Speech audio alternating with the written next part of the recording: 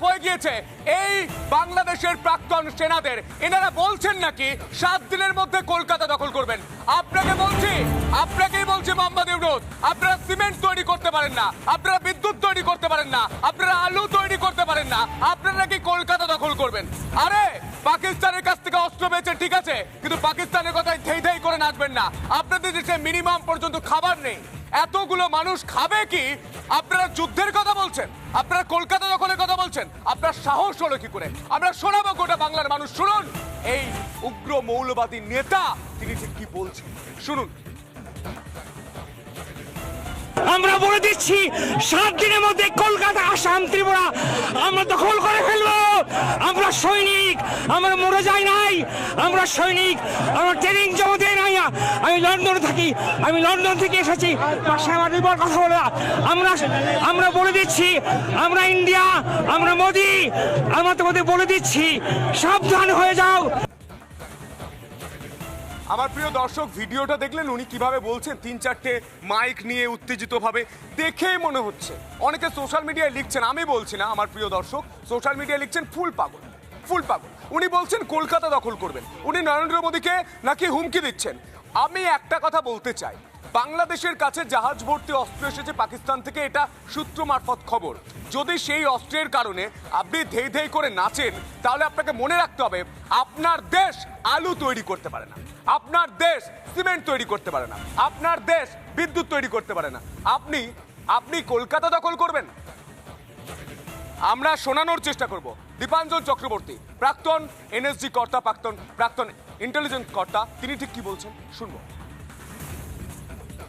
একটা পুরনো প্রবাদ আছে যে খেয়ালি পোলাও যখন বানাবে তাতে ঘিটা একটু বেশি ঢালো, কারণ পুরোটাই তো স্বপ্নে। তো আমি তো বুঝতে পারছি না ঘিটা একটু বেশি ঢেলে ওদের 4 দিন কেন 2 ঘন্টা বলা উচিত ছিল। আরে যে বাংলাদেশের আমরা দেখছিলাম প্রাক্তন তথাকথিত সেনানীরা, বৃদ্ধগুলো হাঁটতে পারে না ভালো করে, প্রতিকটা ওদের ভেতরে যে পেসমেকার গুলো বসে রয়েছে সেগুলো ভারত থেকেই লাগিয়ে নিয়ে গিয়েছে। ওদের এই সমস্ত কথাগুলোকে নিতান্তই গুরুত্ব দেওয়ার কোনো জায়গা নেই, এবং আমার মনে হয় যে প্রচন্ড আতঙ্কের মধ্যে রয়েছে বাংলাদেশের এই জামাতি বা পাকিস্তানি অনুসারী এই সমস্ত পাকিস্তানের দালালগুলো। ওদের সাহস থাকলে, ওদের ক্ষমতা থাকলে কলকাতা তো ছেড়ে দিন, ভারত বাংলাদেশ বর্ডার একবার অতিক্রম করার চেষ্টা করুন।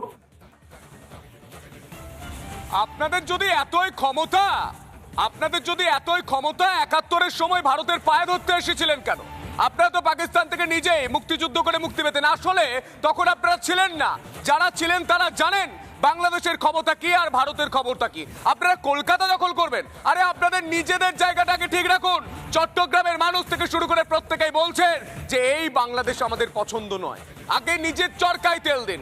7 দিনের মধ্যে ইনি কলকাতা দখল করবেন, আহা, হাতের মোয়া চাইলেই পাওয়া যাবে। সুকান্ত মজুমদার তিনি এই মুহূর্তে টেলিফোন লাইনে রয়েছেন, আমরা কথা বলার চেষ্টা করব। সুকান্ত বাবু, আপনাকে রিপাবলিক বাংলায় স্বাগত জানাই। কেন্দ্রীয় প্রতিমন্ত্রী আপনি, রাজ্য বিজেপির সভাপতি আপনি। গোটা বাংলার মানুষ এই মুহূর্তে আপনাকে শুনছে। কলকাতা কি হাতের মোয়া নাকি? বাংলাদেশে দাঁড়িয়ে প্রাক্তন সেনাকর্তারা বলছেন যে 7 দিনের মধ্যে কলকাতা দখল করবেন। দেখুন, পিপিলিকার পাখা গজায় মরিবার তরে, আমরা বাংলায় পড়েছি। বাংলাদেশে সেরকমই মনে হচ্ছে, মগের মুলুক ভেবেছে তো একবার কলকাতার দিকে পা বাড়িয়ে দেখুক না কেন। ভুলে যাচ্ছে ভারতবর্ষ কত বড় একটি দেশ, তার সৈন্য শক্তিতে ভারতবর্ষ পৃথিবীতে 4র্থতম স্থানে, বাংলাদেশ 20র পরে। আইডিয়া নেই কোনো কি বলবো, এরা মূর্খের দেশে বাস করছে, মানে স্বর্গের দেশে বাস করছে। আরে সেনাবাহিনী ছেড়ে দিন, পশ্চিমবঙ্গ পুলিশের যে সিভিক ভলেন্টিয়ার্স আছে তারাই যথেষ্ট বাংলাদেশকে হারানোর জন্য। একদম সুকান্ত বাবু, কিন্তু সেই জায়গায় দাঁড়িয়ে এই যে হুমকি দেওয়া হচ্ছে, এই যে লাফানি ঝাপানি করছে, ভারত সরকার কি ব্যবস্থা নিতে পারে? বিদেশ মন্ত্রক কি ভাবছে? আপনি তো মন্ত্রিমণ্ডলে রয়েছেন, আপনি যদি কিছু তথ্য আমাদের দিতে পারেন, গোটা বাংলার মানুষ এই মুহূর্তে শুনছে। দেখুন, এরা যে হম্বিতম্বি করছে, এরা কেউ বাংলাদেশের সরকারি পদে বসে নেই। সরকারি পদে বসে থাকা ব্যক্তিরা তারা চুপ করে বসে আছে। তারা ওখানে ধর্মীয় জিগির এবং ভারত বিরোধী একটা জিগির তৈরি করার জন্য এই সমস্ত শক্তিগুলোকে, যারা রগ এলিমেন্ট যাদেরকে বলে, এই রগ এলিমেন্ট গুলোকে ব্যবহার করছে। কিন্তু প্রকৃতপক্ষে যারা সরকারি জায়গায় বসে আছে, যারা বাংলাদেশের সেনাবাহিনীর প্রধান, তারা জানে যে বাংলাদেশের সেনাবাহিনী আর ভারতবর্ষের সেনাবাহিনীর মধ্যে কি আকাশ পাতাল পার্থক্য। আর ভারতবর্ষের সাথে বাংলাদেশের সেই সম্পর্কও কোনো ছিল না যে ভারতবর্ষ বাংলাদেশের সাথে যুদ্ধ করার কথা ভাববে বা বাংলাদেশ ভারতবর্ষের সাথে যুদ্ধ করার কথা ভাববে। কিন্তু দুর্ভাগ্যবশত বিগত কয়েকদিনে বাংলাদেশে যে পরিবর্তনগুলো হয়েছে, যারা ক্ষমতায় এসেছেন তারা নিজেদেরকে হুনু মনে করছেন। সময় এলে হুনুদের ব্যবস্থা হবে, চিন্তা নেই, আপনারা নিশ্চিন্তে থাকুন। ভারতবর্ষের শাসনভার মাননীয় প্রধানমন্ত্রী নরেন্দ্র মোদীর হাতে আছে। এবং মনে রাখবেন যে শিশুপাল 100টা দোষ করা পর্যন্ত ভগবান শ্রীকৃষ্ণ তাকে মাফ করেছিল। 100 পার হয়ে গেলে কিন্তু আর মাফ নেই। একদমই তাই, সহনশীলতার একটা লিমিট আছে, সীমা আছে, সেই কথাও মনে করে দিলেন রাজ্য বিজেপি সভাপতি তথা কেন্দ্রীয় প্রতিমন্ত্রী সুকান্ত মজুমদার। শ্রীকৃষ্ণ সেই কথা, সেই পথ দেখিয়ে গিয়েছিলেন। কিন্তু মনে রাখবেন 100টার পর সুদর্শন চক্রটা রয়েছে ভারতের কাছে। আমরা আমরা আমরা আমরা এই মুহূর্তে একাধিক তথ্য দেখাচ্ছি। বাংলাদেশের যে তথ্য উঠে আসছে, 7 দিনের মধ্যে তারা বলছেন যে বাংলাদেশ থেকে কলকাতা দখল করবে। হাতের মোয়া চাইলেই পাওয়া যায়। মাকে বলেছি, মা আমার এই খেলনাটা প্রয়োজন, আমার এই খেলনাটা ভালো লেগেছে, এনে দাও। কি মজা না? শুনুন কি বলেছেন তিনি। আমরা বলে দিচ্ছি 7 দিনের মধ্যে কলকাতা, আসাম, ত্রিপুরা আমরা দখল করে ফেলবো। আমরা সৈনিক, আমরা মরে যাই নাই, আমরা সৈনিক, আমরা ট্রেনিং জমা দিয়ে নাই। আমি লন্ডনে থাকি, আমি লন্ডন থেকে এসেছি, পাশে আমার বিবার কথা বলে। আমরা বলে দিচ্ছি, আমরা ইন্ডিয়া, আমরা মোদি, আমরা তোমাদের বলে দিচ্ছি সাবধান হয়ে যাও। এই মুহূর্তে আমাদের সঙ্গে টেলিফোন লাইনে রয়েছেন প্রাক্তন আইপিএস তথা বিজেপি নেতা দেবাশিস ধর। দেবাশিস বাবু, আপনাকে রিপাবলিক বাংলায় স্বাগত জানাই। আপনি পুলিশে কাজ করেছেন, আপনি আইপিএস ছিলেন, আপনি জানেন যে ভারতের স্টাইলটা কি, ভারতের অপারেশনের স্টাইলটা কি। এই মুহূর্তে বাংলাদেশের কিছু প্রাক্তন সেনা তারা রাস্তায় নেমে বলছেন নাকি 7 দিনের মধ্যে কলকাতা দখল করবেন। কতটা হাস্যকর, কতটা পাগলামো মনে হচ্ছে আপনার? এটা প্রবাদ আছে না, পাগলে কি না বলে, আর বাকিটা বললাম না। তো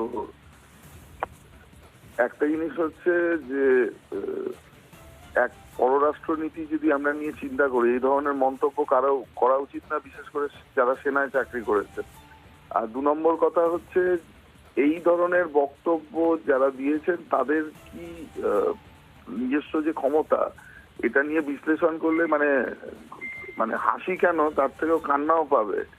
মানে আমাদের ভারতীয় সেনা যদি হেঁটে হেঁটে বাংলাদেশে প্রবেশ করে, তাহলে বাংলাদেশের কি অবস্থা হবে সেটা সকলেই জানেন। মানে শক্তির দিক থেকে যদি আমরা ব্রাজিলের সাথে ওই ইস্ট বেঙ্গল বা মোহনবাগানের তুলনা করি, তার থেকেও খুব খারাপ তুলনা হবে বলে মনে হয়। তো সব থেকে যেটা বড় কথা, এই ধরনের নীতি থেকে বিরত থাকা উচিত। এই ধরনের মৌলবাদী মানসিকতা সম্পন্ন যারা সেনার নামে এই ধরনের যারা ছিলেন, তাদের কি ধরনের মানসিকতা ছিল সেটা বোঝাই আমাদের খুব সহজবোধ্য বলে মনে হচ্ছে না। আর তারপরে 2 নম্বর কথা, এটা নিয়ে ভারতের কোনো রকম প্রতিক্রিয়া বা কিছু দেওয়ার ব্যাপার নেই, কারণ ভারত এই ধরনের নীতিতে বিশ্বাস করে না।